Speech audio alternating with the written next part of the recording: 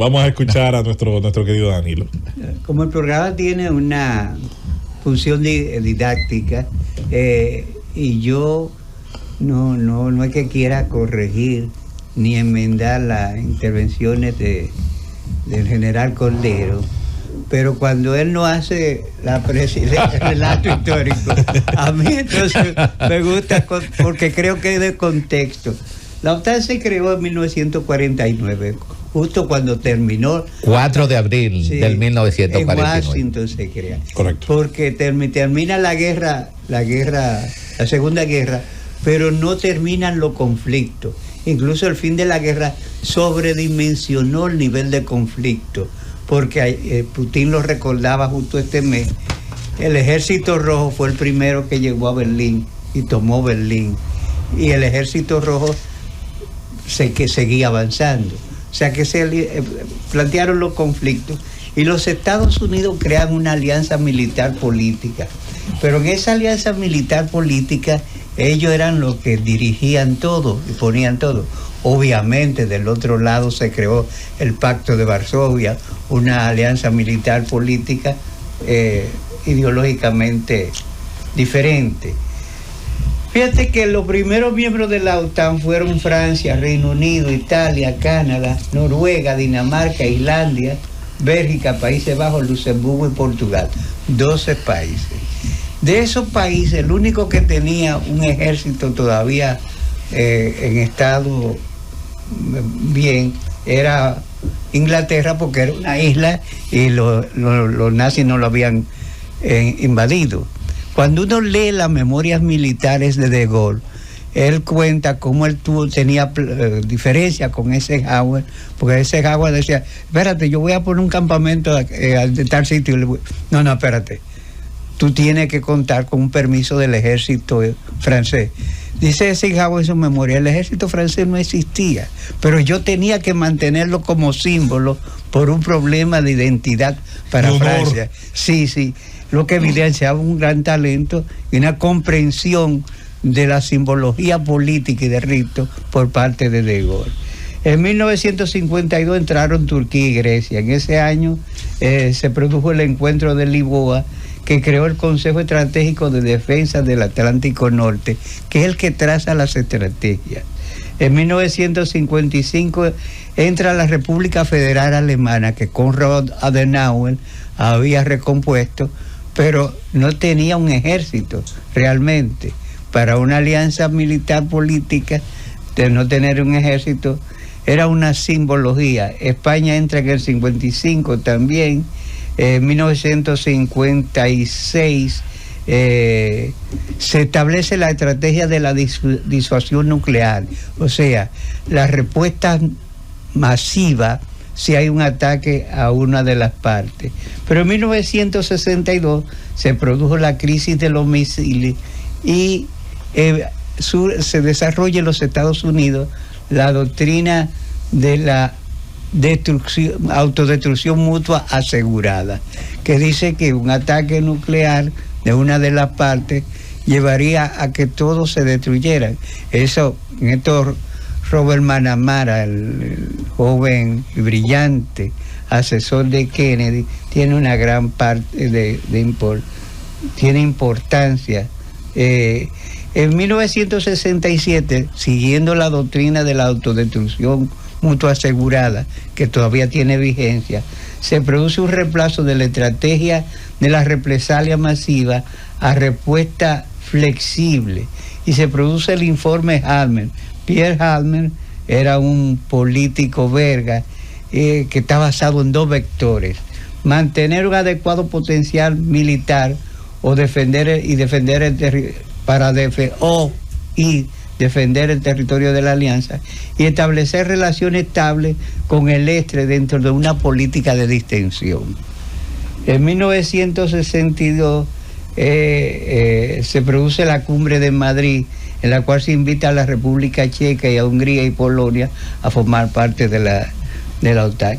En 1991, producto de que esos estados policiales que se declaran como parte del socialismo real sufren un descalabro, también se descalabra el Pacto de Varsovia, La OTAN celebra la cumbre de Roma, en la cual se plantea la transformación de la OTAN en una corporación para estrechar relaciones con países del centro y este de Europa, para la corporación militar y de defensa.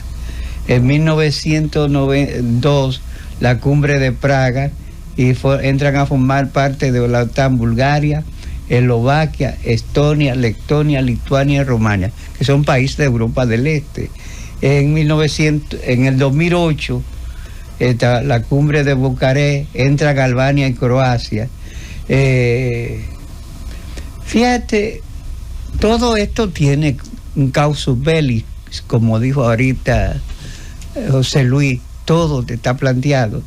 Y hay una visión de Kissinger que yo quiero compartir, porque es interesante, que define la OTAN. Kissinger dice que la OTAN puede ser se definió, así se considera, como un instrumento de seguridad colectiva. Sin embargo, no fue así como se concibió el término, pues en esencia los conceptos de seguridad colectiva y de alianzas son diametralmente opuestos.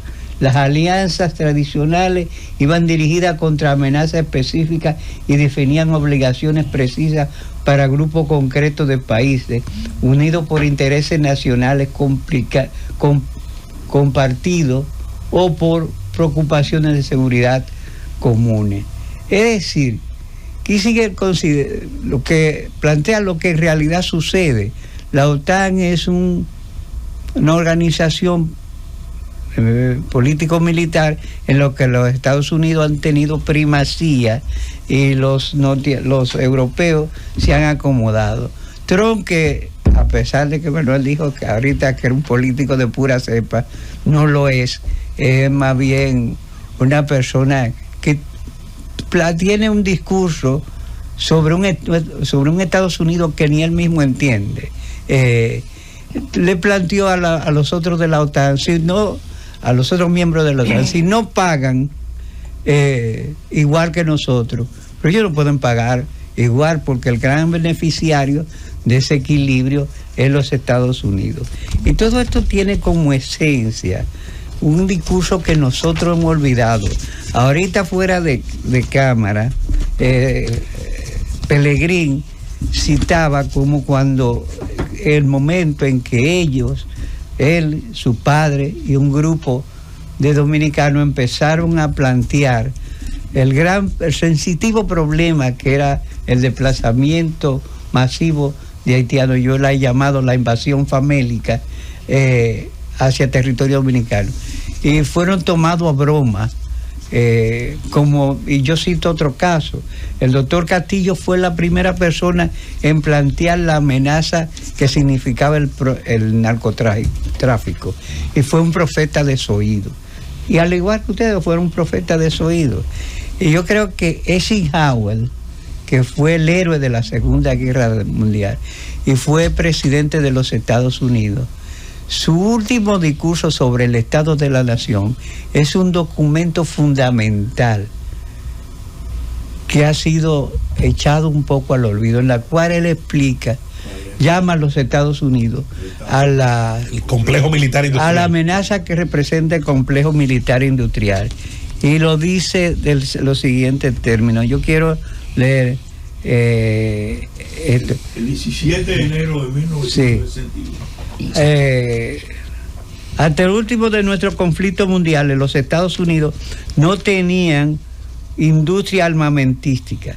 Los fabricantes norteamericanos de arado, podían con el tiempo y según necesidades fabricar también espadas, pero ya no podemos arriesgar, ya no nos podemos arriesgar a una improvisación de emergencia de la defensa nacional. Nos hemos visto obligados a crear una industria de armamento permanente de grandes proporciones. Añadido a esto, 3,5 millones de hombres, mujeres, están directamente implicados en el sistema de defensa. Gastamos anualmente en seguridad militar más que ingreso neto de todas las empresas de Estados Unidos. La conjunción de un inmenso sistema militar y una gran industria armamentística es algo nuevo para la experiencia norteamericana. Su influencia total, económica, política, incluso espiritual, es palpable en cada ciudad, cada parlamento estatal, cada departamento del gobierno federal. Reconocemos la necesidad imperativa de nueva evolución de la cosa, pero debemos estar bien seguros de que comprendemos sus graves consecuencias. Nuestros esfuerzos y recursos, nuestro trabajo están implicados en ella, también la estructura misma de nuestra sociedad. Esta cuestión que no se ha entendido, por ejemplo, los Estados Unidos están regalando armas, pero eso tiene que ver con una industria, con la industria. Biden es miembro del complejo industrial militar. Entonces, aquí hay no es una teoría de la conspiración. En un momento en que el mundo está en un estado de incertidumbre, en que hay pérdida de identidades políticas, porque hablar de que existe el progresismo es una mezcla confusa de cosas. La izquierda perdió identidad hace tiempo, pero las derechas también.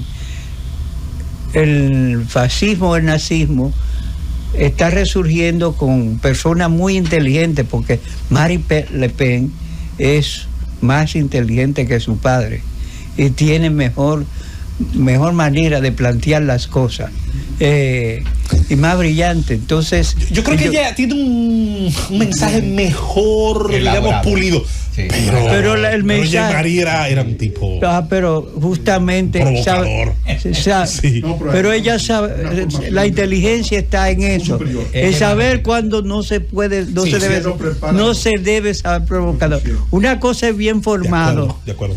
El padre era mejor formado que ella, podría estarlo, pero y tenía más experiencia, pero no quiere decir que fuese más inteligente en la cosa. En este mundo convulso, yo creo que el complejo militar industrial de los Estados Unidos está tomando un papel que puede ser el resultado, puede estar marcado por lo que se llama la doctrina del aprendiz de brujo. O sea, en esto, el aprendiz de brujo es una persona que desata fuerza que después no puede controlar, porque hay un amasijo de situaciones complejas. China quiere expandirse. Acuérdate que Catalina la Grande, cuando le preguntaron su idea sobre la seguridad y la defensa, dijo: la seguridad y defensa de mi país están marcados por la extensión de sus fronteras. Esa visión, Kissinger, que es uno de los pensadores más brillantes de relaciones internacionales, habla de la realpolitik y el idealismo en términos. Yo entiendo que Kissinger era uno de los representantes de lo que es la realpolitik. Claro, de esa pero escuela. Él creía escúchame, sí. Morgenthau es prácticamente el padre del realismo clásico, pero Kissinger también encasilla dentro del realismo clásico. Claro. No, te voy a regalar 30 segundos después. Kissinger creía, era convencido en el del realismo político, pero usaba como instrumento de exportación el idealismo político, que han hecho eso muchos políticos norteamericanos. Kennedy, por ejemplo, proyectó la nueva frontera, pero la nueva frontera con una visión idealista, pero detrás de ello había una visión realista que iba dirigida a detener los procesos de subversión en América Latina. Entonces, en este momento, el papel de Rusia, el papel de China, recomponiendo sus proyecciones, o sea, China por fin ha decidido derribar la muralla y salir al mundo. ¿Y cómo lo va a hacer? Ya se están extendiendo en el mar interior, estableciendo islas artificiales, lo que molesta a Japón, que ya está recomponiendo hace tiempo su ejército.